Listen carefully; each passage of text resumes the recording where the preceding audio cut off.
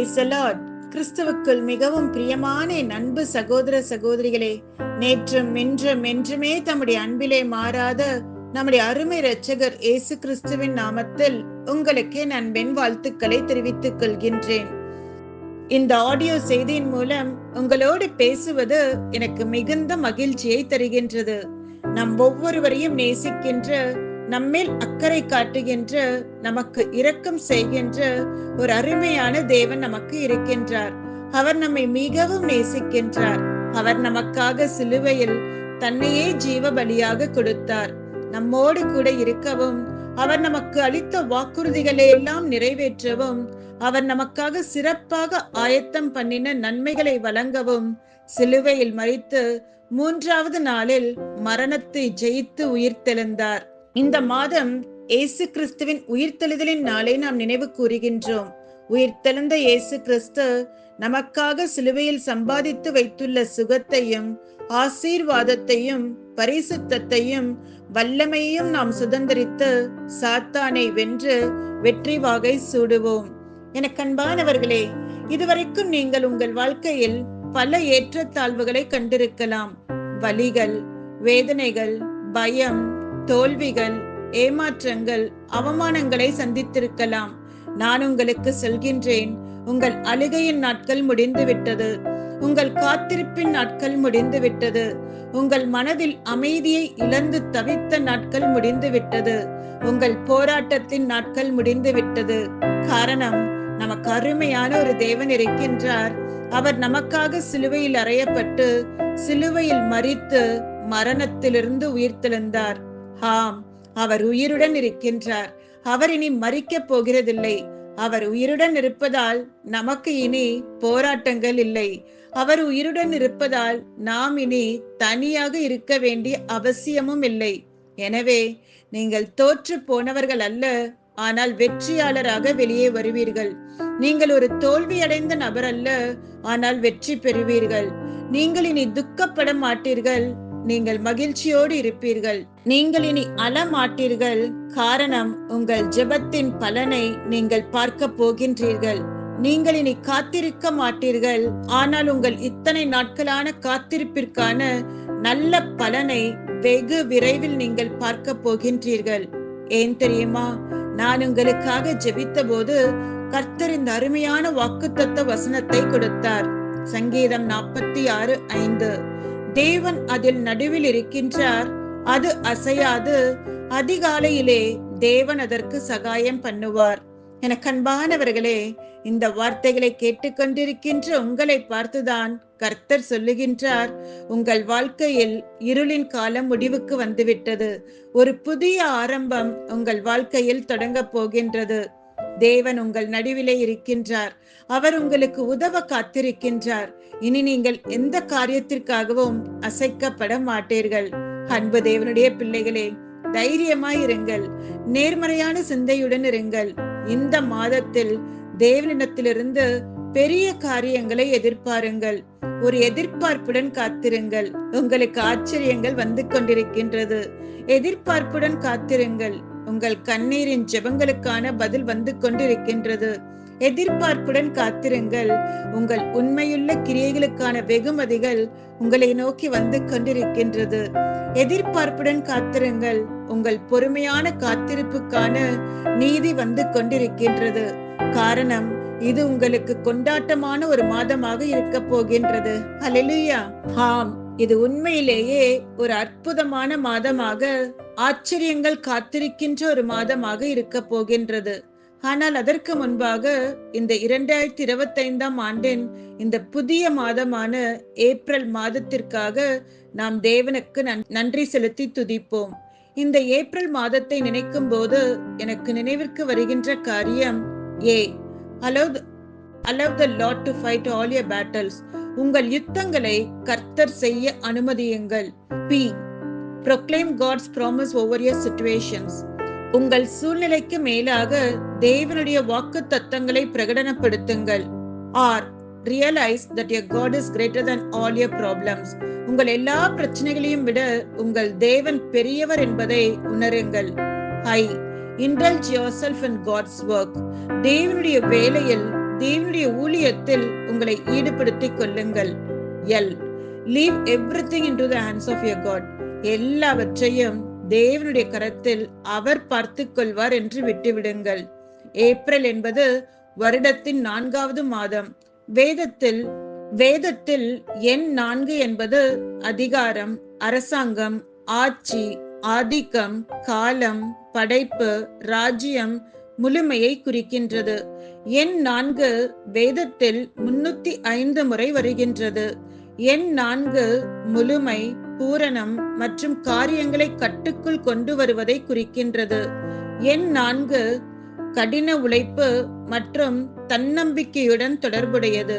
தனிப்பட்ட உறவுகள், தொழில்முறை முயற்சிகள் அல்லது ஆன்மீக வளர்ச்சி என உங்கள் வாழ்க்கையின் அனைத்து அம்சங்களிலும் ஒரு உறுதியான அடித்தளத்தை நிறுவுவதற்கான நினைவூட்டலாக இது செயல்படுகின்றது.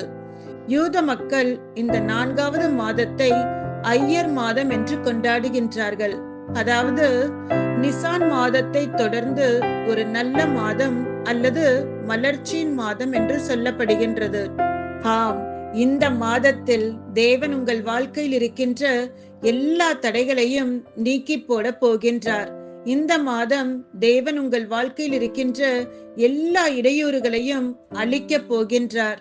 இந்த மாதம் தேவன் உங்கள் வாழ்க்கையில் உள்ள ஒவ்வொரு கோணலான பாதையையும் செவ்வையாக்க போகின்றார். இந்த மாதம் தேவன் உங்கள் வாழ்க்கையில் காணப்படுகின்ற எல்லா வறட்சிகளையும் நீக்கி மீண்டும் உங்கள் வாழ்க்கையை செழிக்க செய்ய போகின்றார். இந்த மாதம் உங்கள் வாழ்க்கையில் மரித்து போனது, முடிந்து போனது, இனி சாத்தியமே இல்லாதது என்று தோன்றுகின்ற எல்லாவற்றையும் தேவன் உயிர்ப்பிக்க போகின்றார். எனவே நீங்கள் எதை குறித்தும் கலங்கவோ பயப்படவோ அவசியமே இல்லை. இந்த மாதம் எப்படி இருக்க போகின்றது என்று பார்ப்போம் என்றால், முதலாவது உங்கள் வாழ்க்கையில் ஒரு புதிய அத்தியாயத்தின் தொடக்கத்தை குறிக்கின்ற ஒரு மாதமாக இருக்க போகின்றது. ஆதியாகமம் 1:14 சொல்கின்றது, பின்பு தேவன் பகலுக்கும் இரவுக்கும் வித்தியாசம் உண்டாகத்தக்கதாக வானம் என்கின்ற ஆகாய விரிவிலே சுடர்கள் உண்டாக கடவது. அவைகள் அடையாளங்களுக்காகவும் காலங்களையும் நாட்களையும் வருஷங்களையும் குறிக்கிறதற்காகவும் இருக்க கடவது என்றார். தேவன் தம்முடைய வார்த்தையால் உலகை படைத்து 6வது நாளில் தன் படைப்பை முடித்து 7வது நாளில் ஓய்வெடுத்தார் என்பதை நாம் அனைவரும் அறிவோம். வேதம் சொல்கின்றது, முதல் நாள் தேவன் ஒளியை உண்டாக்கினார். 2வது நாள் தேவன் வானத்தை படைத்து அதை தண்ணீரிலிருந்து பிரித்து வளிமண்டலத்தை உருவாக்கினார். 3வது நாள் தேவன் தண்ணீரை சேகரித்து வறண்ட நிலத்தை உருவாக்கி தாவரங்களையும் மரங்களையும் படைத்தார். 4வது நாள் தேவன் சூரியன், சந்திரன் மற்றும் நட்சத்திரங்களை படைத்து வெளிச்சத்தை பிரித்து பகல், ஆண்டுகள் மற்றும் பருவமாக மாற்றினார். ஆம், முதல் நாளில் ஒளி இருளிலிருந்து பிரிக்கப்பட்டிருந்தாலும் 4வது நாளில்தான் ஒளி நாள், ஆண்டுகள் மற்றும் பருவங்களின் வரையறுக்கும் அம்சமாக மாறியது. இது பிரிப்பு, வரம்பு மற்றும் ஒரு காலக்கெடுவை அறிமுகப்படுத்துவதை குறித்தது. சாராம்சத்தில் 4வது நாள் நாட்கள், ஆண்டுகள் மற்றும் பருவங்களின் புதிய சுழற்சியை தொடங்கியது. இது வாழ்க்கையில் உள்ள ஒரு புதிய தொடக்கத்தை குறிக்கின்றது. எனக்கு அன்பான தேவனுடைய பிள்ளைகளே, இருளில் வாழ்ந்த உங்கள் நாட்கள் முடிந்து விட்டன. பயத்தோடு வாழ்ந்து வந்த உங்கள் நாட்கள் முடிந்து விட்டன. கவலைகளோடு வாழ்ந்து வந்த உங்கள் நாட்கள் முடிந்து விட்டன. வெட்கத்தோடு வாழ்ந்து வந்த உங்கள் நாட்கள் முடிந்து விட்டன. உங்கள் எதிர்காலத்தை குறித்த கேள்விகளுடன் வாழ்ந்த நாட்கள் முடிந்து விட்டன. சர்வ வல்லமையுள்ள தேவனுடைய தீர்க்கதரிசியாக நான் உங்களுக்கு சொல்கின்றேன், இந்த மாதம் தேவன் உங்கள் வாழ்க்கையில் புதிதாக ஒன்றை தொடங்க போகின்றார். அது நீங்கள் யார் என்பதை உங்களை சுற்றியுள்ள மக்கள் அங்கீகரிக்கும்படியாக செய்யும்.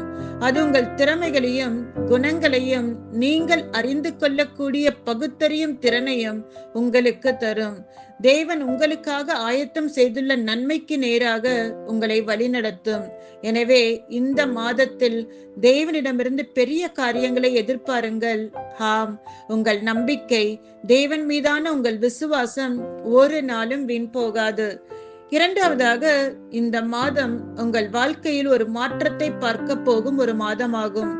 2 கொரிந்தியர் 6:14 கர்த்தர் சொல்கின்றார், நான் அவர்களுக்குள்ளே வாசம் பண்ணி அவர்களுக்குள்ளே உலாவி அவர்கள் தேவனாயிருப்பேன், அவர்கள் என் ஜனமாயிருப்பார்கள். எனக்கு அன்பானவர்களே, தேவன் உங்களை பார்த்துதான் சொல்கின்றார், நான் உங்கள் நடுவில் வாசம் பண்ணுவதால் உங்கள் வாழ்க்கை ஒரே மாதிரியாக இருக்க போகிறதில்லை. நான் உங்கள் நடுவில் வாசம் பண்ணுகின்றதால் உங்கள் துக்கங்களும் உங்கள் பாரங்களும் உங்களை விட்டு ஓடியே போகும். நான் உங்கள் நடுவில் வாசம் பண்ணுகிறதால் நன்மையும் கிருபையும் உங்களை பின்தொடரும். நான் உங்கள் நடுவில் வாசம் பண்ணுகிறதால் நீங்கள் முன்னோக்கி செல்வீர்கள். யாரும் உங்களை தடுக்கவோ உங்களை தடை செய்யவோ உங்களை உடைக்கவோ மாட்டார்கள். வேதம் சொல்கின்றது, தானியேல் 3:19-27 வசனங்கள் சொல்கிறது, ஷாத்ராக் மேஷாக் ஆபேத்நேகோ அக்கினி சூளையில் எரியப்பட்ட போது தேவன் 4வது நபராக அக்கினி சூளையில் உலாவி அவர்களை அற்புதமாக அந்த அக்கினி சூளையிலிருந்து விடுவித்து அனைவரையும் ஆச்சரியப்படுத்தினார். ஷாத்ராக் மேஷாக் ஆபேத்நேகோ ஆகியோர் எருசலேமிலிருந்து பாபிலோன் தேசத்திற்கு அடிமைகளாக கொண்டு வரப்பட்ட இளைஞர்கள்.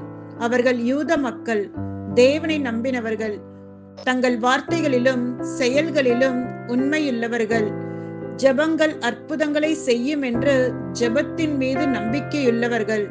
ஆனால் ஷாத்ராக் மேஷாக் ஆபேத்நேகோவினுடைய வாழ்க்கையில் இந்த பிரச்சனை, அக்கினி சூளை என்ற இந்த நிலைமை வந்தபோது அவர்களை சுற்றி இருந்த மக்கள் அவர்களை பார்த்து சிரித்து அவர்களுடைய பிரார்த்தனைகள் எல்லாம் வீணாகி விட்டன. தேவன் மீதான நம்பிக்கைகள் வீணாகி விட்டன. அவர்களுடைய பொறுமையான காத்திருப்பு வீணாகி விட்டன. இது அவர்களுடைய தலைவிதி. இதை யாரால் மாற்ற முடியும்? இனி அவர்களுக்கு ஒரு எதிர்காலம் இல்லை. எல்லாம் முடிந்து விட்டது. அவர்களுக்கு வாழ்க்கை இல்லை. காரணம், அவர்கள் விரைவில் நெருப்பு சூளையில் இறந்து விட போகிறார்கள். இதுவரை ஒன்றும் மாறவில்லை, இனிமேலா காரியங்கள் மாறப்போகிறது என்றெல்லாம் அவர்களை குறித்து ஏளனமாக, பரிதாபமாக, மேலும் கிண்டலாக பேசியிருப்பார்கள். ஆனால் ஆச்சரியமான விஷயம் என்னவென்றால், இந்த சோதனை நேரம்தான் அவர்கள் வாழ்க்கையில் ஒரு சாட்சியாக மாறியது. என்ன நடந்தது தெரியுமா?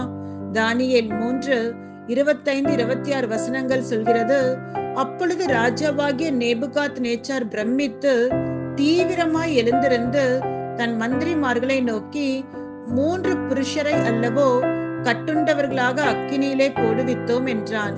அவர்கள் ராஜாவுக்கு பிரதியுத்தரமாக, ஆம் ராஜாவே என்றார்கள். அதற்கு அவன், இதோ 4 பேர் விடுதலையாய் அக்கினியின் நடுவிலே உலாவுகிறதை காண்கின்றேன். அவர்களுக்கு ஒரு சேதமும் இல்லை. 4ஆம் ஆளின் சாயல் தேவபுத்திரனுக்கு ஒப்பாயிருக்கிறது என்றான். எனக்கு அன்பானவர்களே, சூழ்நிலைகள் உங்களுக்கு எதிராக இருக்கும்போது, பிரச்சனைகள் உங்களுக்கு பின்பாக வரும்போது, மனிதர்கள் உங்களுக்கு விரோதமாக பேசும்போது, நம்பிக்கையின் அனைத்து கதவுகளும் உங்கள் முன் மூடப்படும் போது, ஆனால் அதன் நடுவில் எப்போதுமே நினைவில் கொள்ளுங்கள், பரலோகத்தின் கதவுகள் எப்போதும் உங்களுக்கு முன்பாக திறந்திருக்கும். தேவனுடைய கண்கள் உங்களை விடுவிக்கும்படி எப்போதும் உங்களை பார்த்து கொண்டிருக்கின்றன. தேவன் உங்களுக்கு எப்போதும் தம்முடைய தயவை கட்டளையிடுவார்.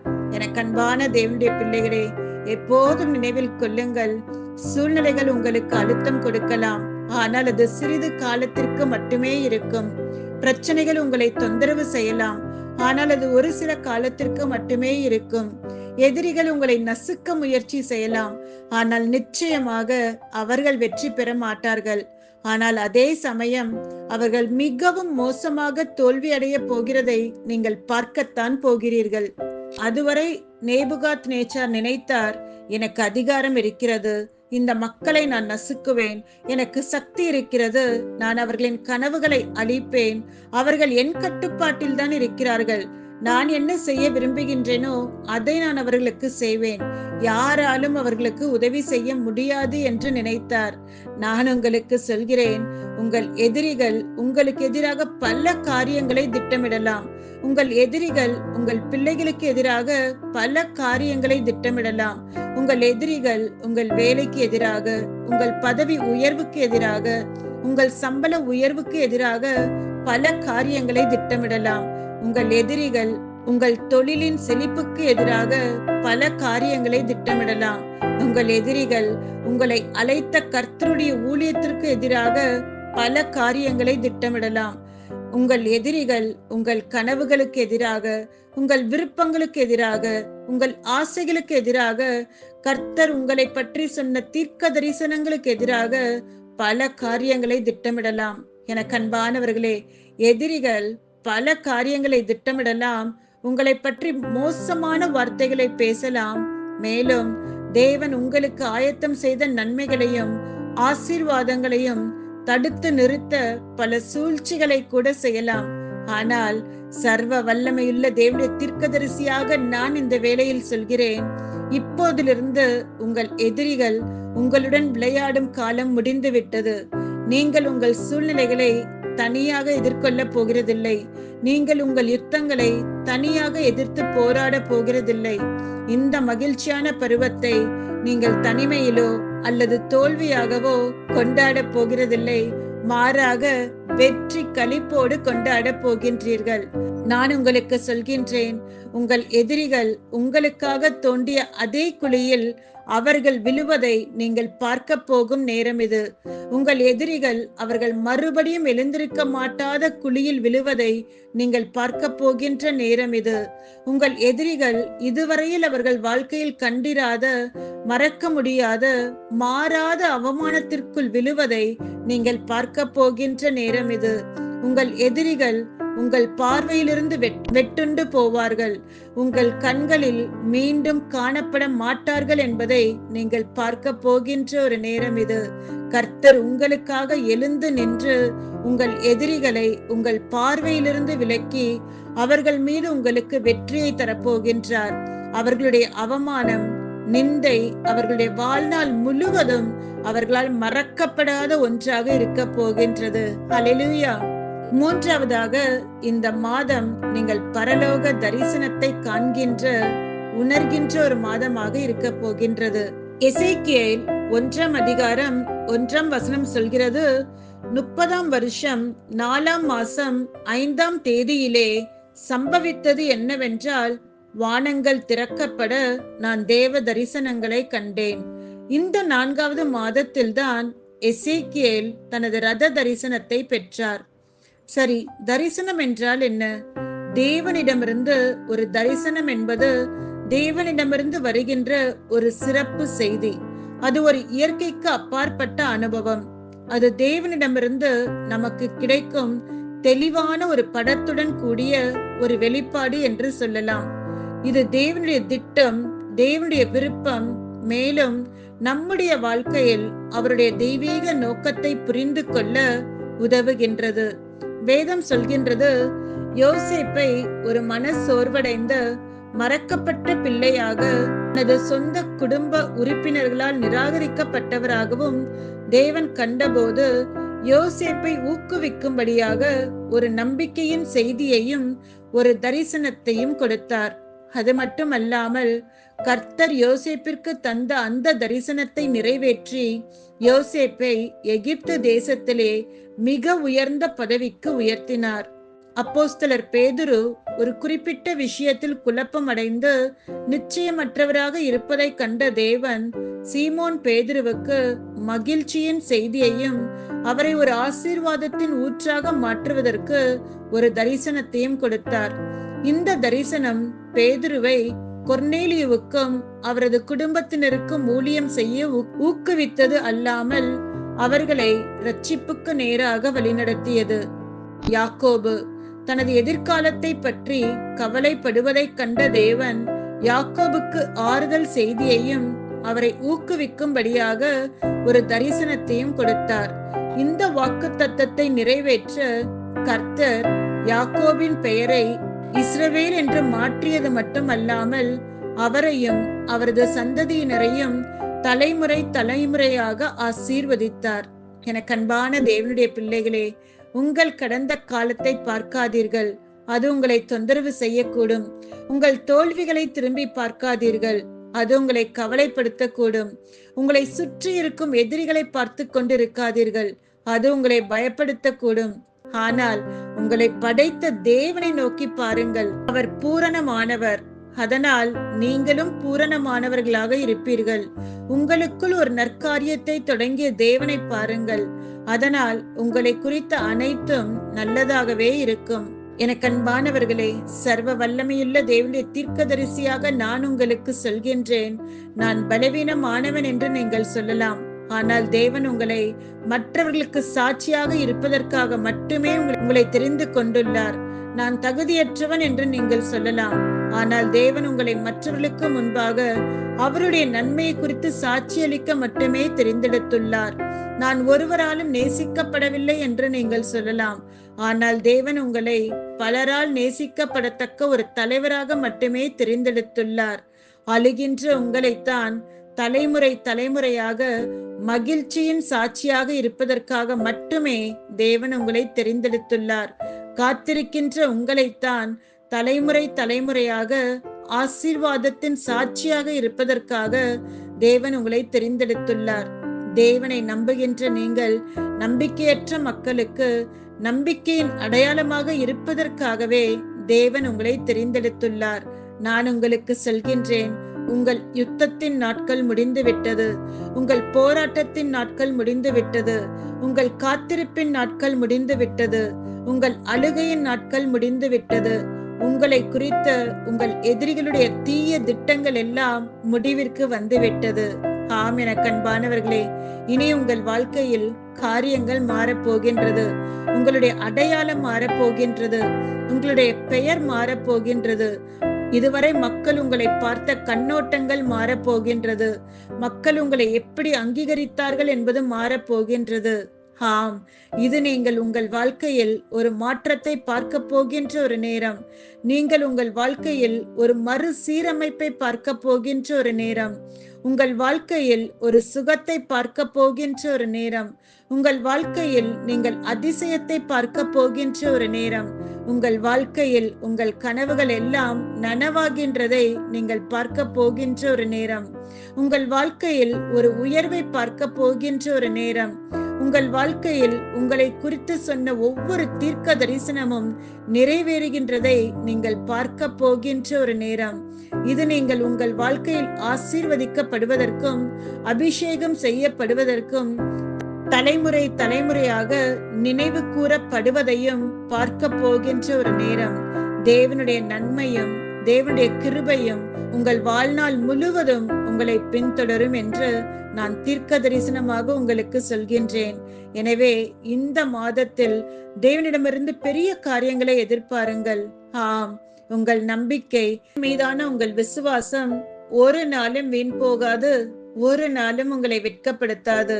நம்முடைய கர்த்தராகிய இயேசு கிறிஸ்துவின் நாமத்தில் இந்த மாதம் உங்களுக்கு ஒரு மகிழ்ச்சியான, அமைதியான மற்றும் ஆசீர்வதிக்கப்பட்ட மாதமாக அமைய எங்கள் வாழ்த்துக்களை உங்களுக்கு தெரிவிக்கின்றேன். God bless you. கர்த்தர் உங்களை அதிகமாய் ஆசீர்வதிப்பாராக. Praise the Lord. இந்த செய்தியும் உங்களுக்கு மிகுந்த ஆறுதலாக இருக்கும் என்று நம்புகிறேன். ஆம், நம்மேல் கண்ணும் கருத்துமாக கண்ணோக்கமாயிருக்கிற தேவன் நம்மை தள்ளாட விட மாட்டார். தலை குனிய போக விடவே மாட்டார். அவரை நம்பியிருக்கிறதை அவர் அறிவார். உங்கள் தலைகளை அவர் உயர்த்துவார். நம் கண்களை மூடி நம் ஜெபம் செய்வோமா?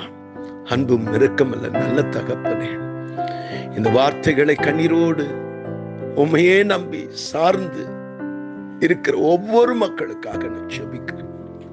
அவருடைய ஏக்கங்களை அறிந்திருக்கிறேன். அவருடைய பாரங்களை அறிந்திருக்கிறேன்.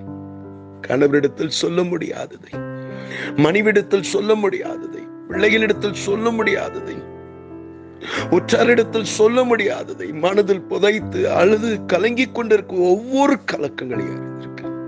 ஆமாண்டவரே, சூழ்நிலைகள் உதவியற்ற நிலையில் இருக்கலாம்.